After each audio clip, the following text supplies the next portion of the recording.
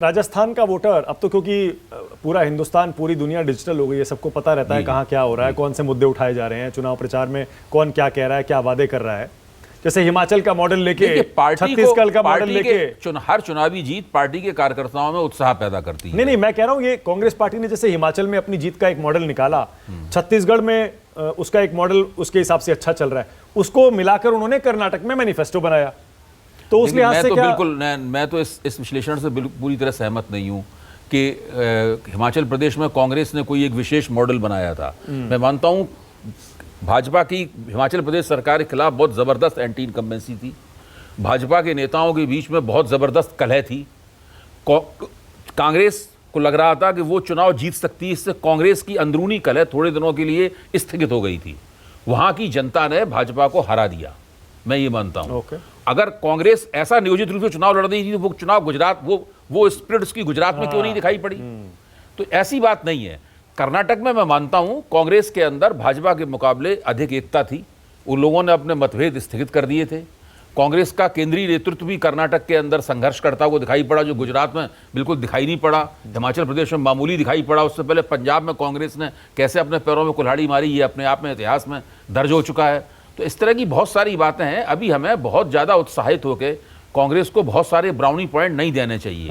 हमें देखना चाहिए कि कांग्रेस का आला कमान हिमाचल राजस्थान में जो कलह है, उसको कैसे, भयानक कलह है, दिन रात चल रही है, आज भी चल रही है, उस कलह को कैसे निपटाता है। छत्तीसगढ़ के अंदर जो कलह है, उस कलह से कैसे निपटता है, इन सब चीज़ों पर देखना पड़ेगा, तब हमारी समझ में आएगा क्या वास्तव में कांग्रेस का आला कमान शक्तिमान हुआ है, क्या उसमें अपने राज्यों की जो सूबेदारों के बीच में झगड़ा होता है उसको निपटाने की क्षमता पैदा हुई है। दूसरी तरफ भारतीय जनता पार्टी के आला कमान को बहुत ताकतवर मानते हैं, लेकिन हम देखते हैं कि न तो हिमाचल प्रदेश की कलह भारतीय जनता पार्टी का आला कमान दूर कर पाया और न ही कर्नाटक में अपनी पार्टी के अंदर एकता कर पाया। तो जिसको हम बहुत शक्तिशाली मानते हैं वो कई राज्यों में शक्तिशाली नहीं दिखता है, जिसको हम कमजोर मानते हैं वो कर्नाटक में दिखाई पड़ा कि उसने एकता दिखाई। इमरान पाशा, अगर आपको ये 20 से 25 सीटें आई और मुकाबला कांग्रेस और बीजेपी के बीच ही दिखाई दे रहा है, तो फिर लोकसभा चुनाव में भी आप समझ लीजिए वहां तो मुकाबला मोदी वर्सेस राहुल खड़गे हो जाएगा, तब आप क्या करेंगे बताइए? फिलहाल इस बार का चुनाव है, आप ये बात कर लें तो ठीक है, आने वाले दिनों में देखेंगे कि उसका क्या करना है। चलिए इसी चुनाव का बता दीजिए। मुकाबला तो बीजेपी कांग्रेस में हो रहा है, आप तो ऐसा लग रहा है कि बस थर्ड में है, थर्ड रैंक। हाँ, फिलहाल आपके सर्वे के हिसाब से तो थर्ड ही है, लेकिन हमारा नहीं, सारे सर्वे आप कहें तो फिर से दिखा देता हूं। नहीं, कोई जरूरत नहीं है, मैंने देख लिया, आपने काफी बार दिखा दिया है। हाँ।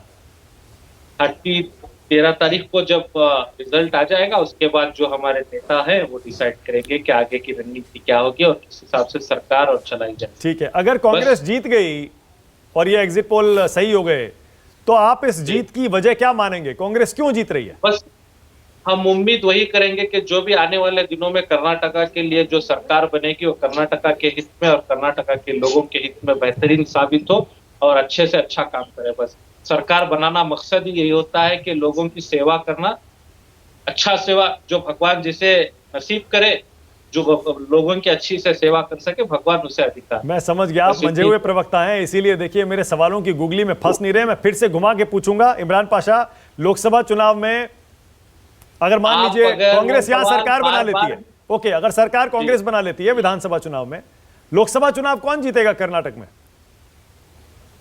देखिए, कर्नाटका की जो जनता है ना बहुत एजुकेटेड है। जैसे कि हमारे जो राजनीति के बारे में विश्लेषक जो बैठे हैं उन्होंने बताया था कि हर चुनाव की अलग सोच होती है, विधानसभा की अलग होती है,